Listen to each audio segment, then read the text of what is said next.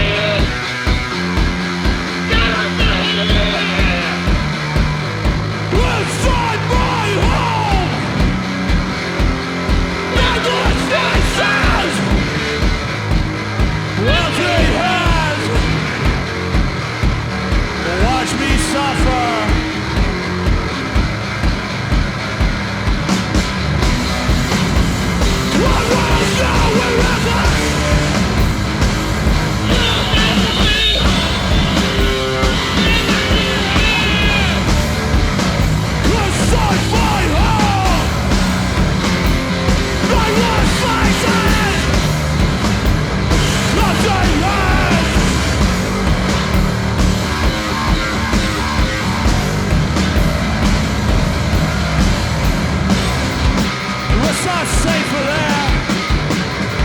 You lock me inside. It's not safer there. You lock me inside. That's safer there. You lock me inside. You lock me inside. You lock me inside. Am I really here? Is this really happening? Am I screaming right now? Wait a second. Am I screaming right now? Is it really here? Is it really happening?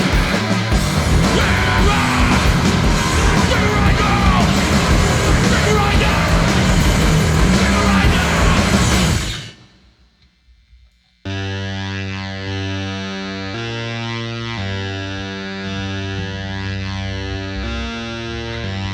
He's back! How it all began! I'm already safely, my numbers are quite high! And we're always lose, there's no reason to stay! Reasonable solution to the end of the day! I don't wanna feel today! I don't wanna feel alive!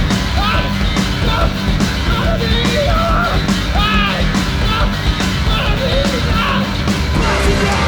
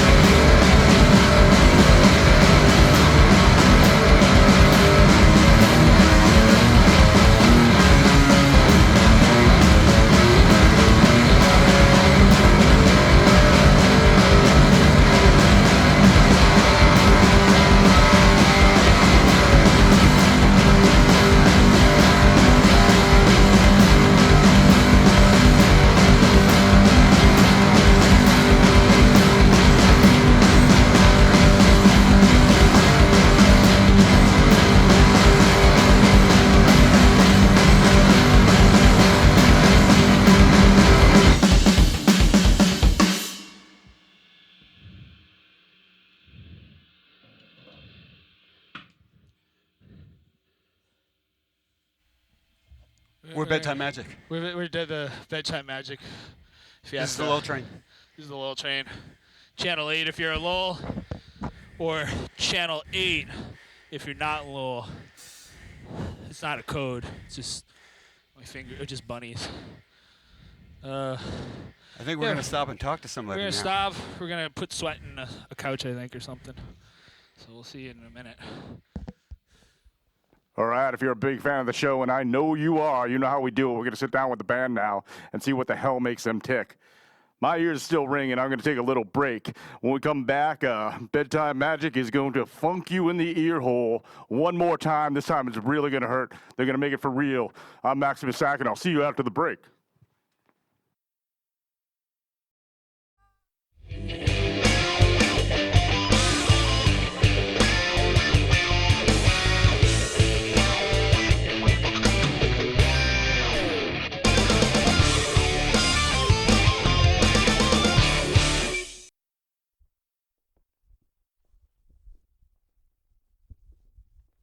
Cool. So my name is Al Gentile. I'm here on Lowell Train with Bedtime Magic, Morgan and Nick, correct?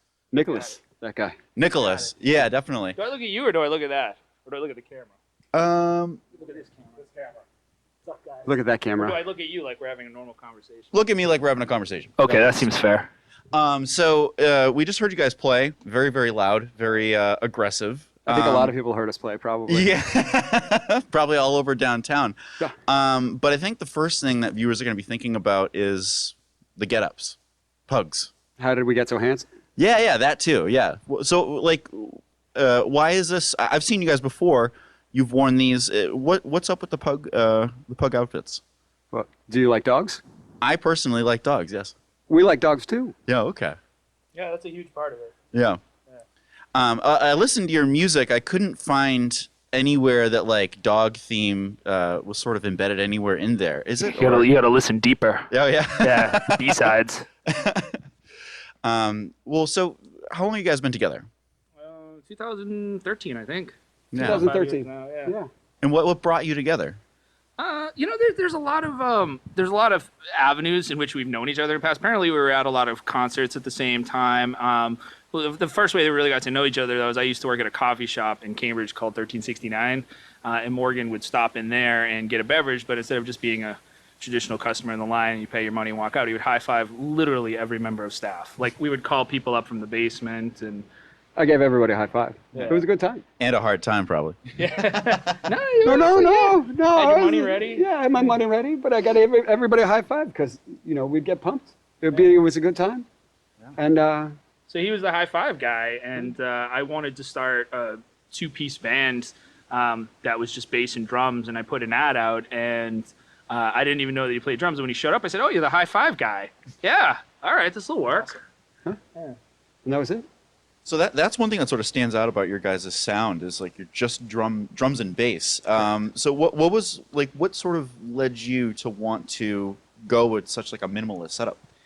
We both came up. We're fairly close in age. There's about a 4 or 5 year difference, but we both spent a lot of time playing music in the late 90s, early 2000s. And at the time, there was a broad spectrum of experimentation in the underground punk scene. People were trying to move away from just guitar, bass, drums. It was like 2 keyboards and drums, or like 5 singers, and so I grew up with that. And I always wanted to do a band that was just bass and drums. And we both have. He was in a band called Coleman, which was just guitar, drums, and vocals. And I was in a band called The Taste of Silver, which was just guitar, drums, and vocals. So we both had a lot of experience trying to fill space with fewer instruments than normal. And we both just have this appreciation for that era of music, so put it together. It just all sort of came together. And that it's easier to schedule band practice. I bet it is. Yes. And like there's less bickering about, writing parts for songs and all of that sort of stuff. And what to wear? Yeah, what to Right. wear. I mean, what to wear it was, it's obvious for us. You guys are out of Boston, correct? Yes, I live in Boston. I used to Nicholas just recently moved to Methuen. Yeah, I moved over to Methuen. It's less expensive, and I get more space. It's in the greater Lowell area, I believe, right? Yeah. Greater Lowell. Well, Merrimack Valley. Yeah. Now, Lowell has like a really active music scene, but I also know that Boston in many different ways, and especially Alston, I would imagine, with like the type of music that you guys play. There's sort of an active scene there, but like, how do you guys feel like you fit into all of it? We don't. I don't know. Do you think we do? I mean, we play. There's lots of great bands all over the place, and sometimes we get to play with some of them, which is pretty cool. We got some friends that play in some bands, and we'd like to make more friends who are playing in bands and play more music with more people. Yeah, there's a lot of good stuff happening in Lowell, though. We played at Uncharted Gallery a couple times, and what was the name of the Bunker. The Bunker, and what was the Lowell Mill 5. Yeah, Milner. We played while people did some shopping. It was pretty good. Yeah. A lot of fromage was bought and sold that day. Oh yeah. With the type of music that you guys play, there's obviously, you guys obviously come from like sort of an underground scene, in however you want to define that. For viewers who aren't familiar with the type of music that you play, I mean, is the end game to be able to survive on the music that you make and to, I guess, like make it to big time, or is that kind of not the point or reason that you're doing this? I mean, if I could ever like stop losing money on playing music, would be like sort of a dream come true. But you know, as far as like playing music to make a living, it's probably not going to happen with the music that we play. But that's okay. You know, like I think I play music because I don't know what else I would do with my time. You know? Like I don't know. I would feel empty not playing. But are we making plans on being successful? Yeah. I mean, no. I mean, you know, successful in that we'd like to play as many shows as we can with bands we like, and like maybe put out some records. And if we don't lose money on them, that would be cool. That'd be cool. It's hard. I mean, you know, there's passion, and then there's passion and purpose don't always correlate. You know, I mean, there's people who paint, and sometimes they don't make money off it. Some people make tons of money off it. Some people translate that into like painting houses so they can do what they want to do. You know, some people deprecate to being supportive in the music scene instead of, you know, like the guy who wrote what's his name there, the editor from Rolling Stone. You know, he loved music, but he couldn't create what he wanted to, you know, so he made a magazine. Engulfed himself in music. So I think this is different people get born into wanting to do different things. I cook too, but I've worked with all these people who want to be chefs. Their career is chefs, you know. And I just like food. You know, I don't really see myself being on the cover of Chef Monthly. Is that a magazine? No, but you should start it probably. I want to start Chef Monthly. Right here, right now. Bedtime Magic sound.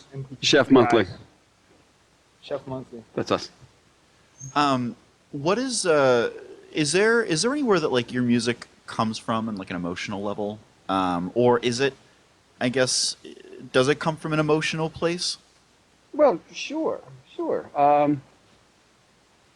You know, I think we try and do a lot of things that are a little tongue-in-cheek, you know, so try and inject a little bit of humor into it, you know. It sounds very angry a lot, you know, we're sort of screaming and yelling at folks, and, you know, but often I think our idea is maybe to make people laugh. Yeah. Although our joke is not always funny. Yeah. And so it's interesting that you say humor, because I mean, in the medium that you're delivering it, I mean, it's obviously very aggressive. You know, what seems, for someone who may not be familiar with it, you know, in a very emotional type of music. Yeah. So I guess like, enlighten us a little bit on that style choice. I guess, like, for lack of a better way to put it, why is it that you play the type of music that you do, and where in your head is something like humor coming into that?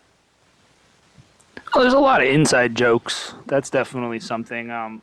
We're both victims of being musicians, writing things that for other people that understand the music, or other people that are all about record collecting and surrounding themselves with music, that they would get the joke. Like, we'll, for instance, there's some common time, 4/4, you know, 1 2 3 4, 1 2 3, and we'll purposely take that and do something funky with it. Or we'll put in a part where we know that we're supposed to move, you know, A to, you know, B flat or something, and we just won't do that.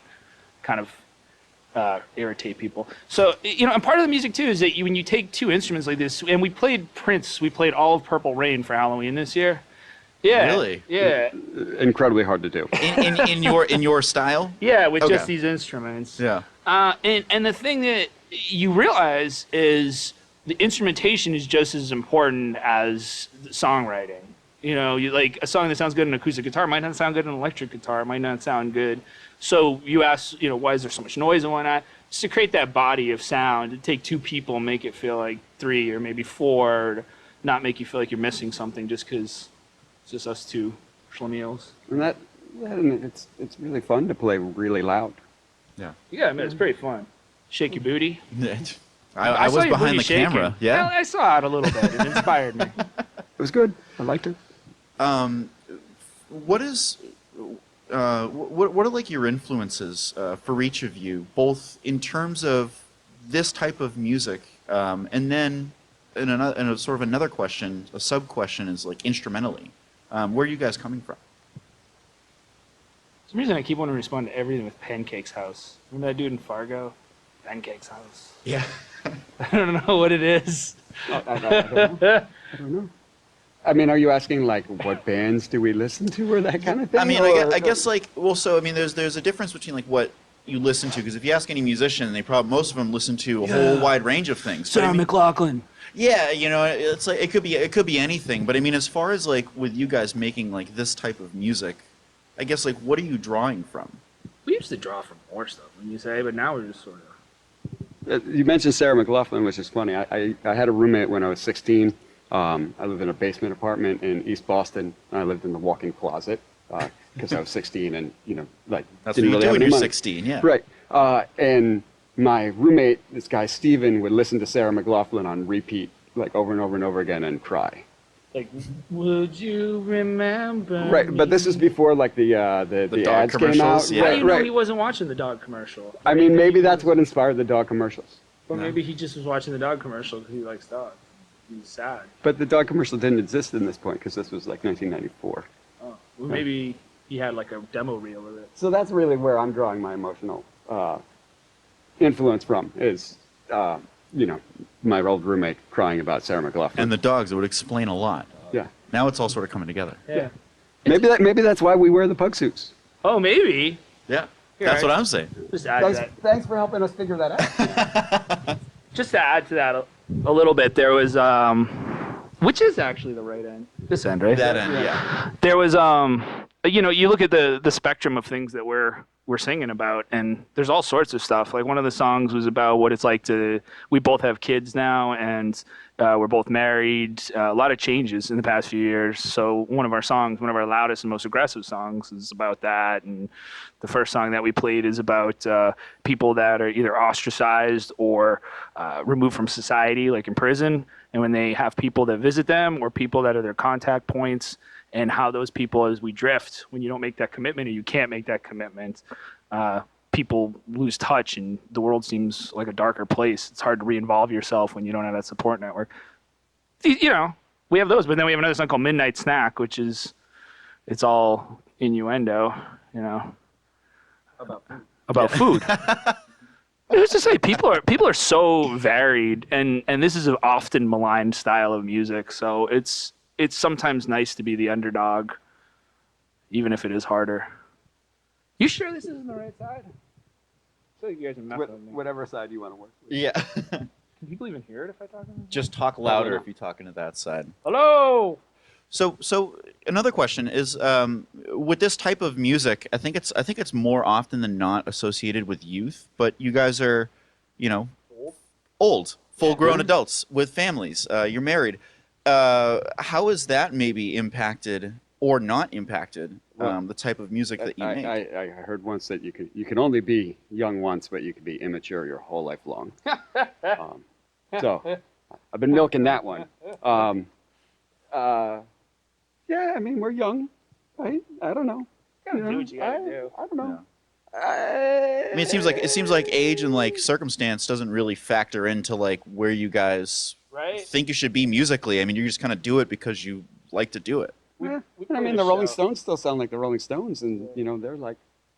Depends on who you ask. We played a show out.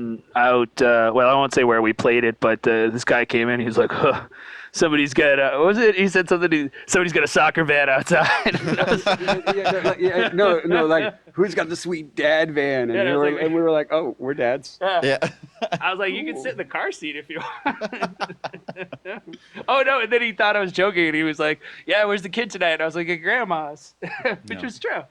She's like, "Come on, Yeah. what are you gonna do?" You know? I don't know. Life just keeps moving on. You either stay with it or you change into somebody you don't want to be, so that way you can make everybody else happy.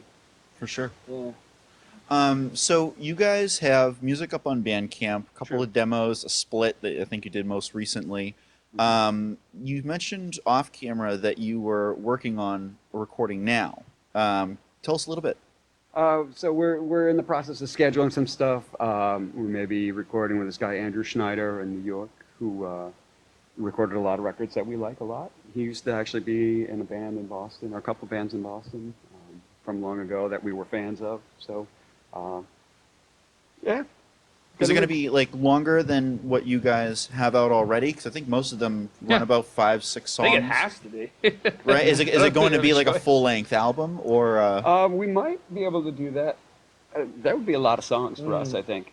Yeah, there's an international definition of an LP, full length, which has to be 30 minutes or more.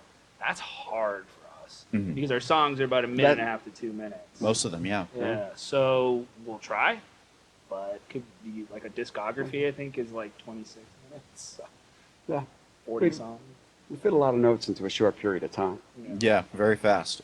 Is there any expected time that this will be out? When we can afford to press it. Okay. Definitely. Well, that's all I got, guys. Thanks for coming on. Thanks, man. You have a very good interviewing voice. Yeah, I There's a do lot it. of- I was born this way, as Lady Gaga Were said. you? Yeah. Yeah, thanks. You're calling. That's a Lady Gaga quote? I didn't know Yeah. that. Oh, yeah. Oh, we'll talk about Lady Gaga. All right. Yeah, your daughter really likes her, Yeah, right? my wife. All right. Awesome. Thanks a lot, guys. No problem. Thank you, sir. And that was Lowell Train with Bedtime Magic. My name is Al Gentile, and thanks for watching.